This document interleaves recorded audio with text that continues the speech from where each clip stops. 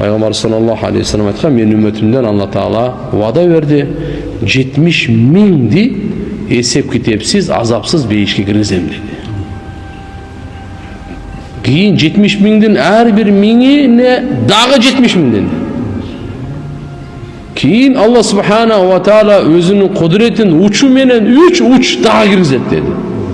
Аллаху акбар. Bunun бардыгы эсеп китепсиз, азапсыз.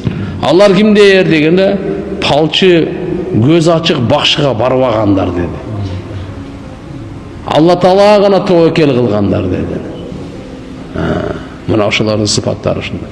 Кыямат күнү адам баласы 120 сапка турат. Ошонун 80 сабы Мухаммад алейхиссаламдын үммөтүнүкү болот. Бүткүл адамзат 120 сапта. Пайгамбарыбыздын канча үммөтү канча экен? 80 сап. 40 башка бардыгы болот.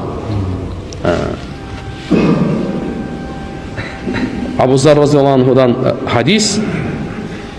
Пайгамбарыбыз айтат, мен үммөтүмдүн амалы мага көрсөтүлдү, жакшысы дагы, жаманы дагы.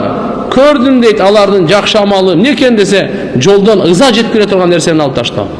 Жана амалдарын жаманы көрсөтүлдү. Кайсы десе, мечитти булго, какырып коюу, аны көмбөйчү, же болбосо арчыбай, тазалабай. Бул үммөттүн жаман амалы ушуга чейин мага көрсөтүлдү дейт.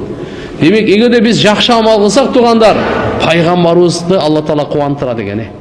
Биздин амалдарыбыз пайгамбарыбызга көрсөтүлүп турат.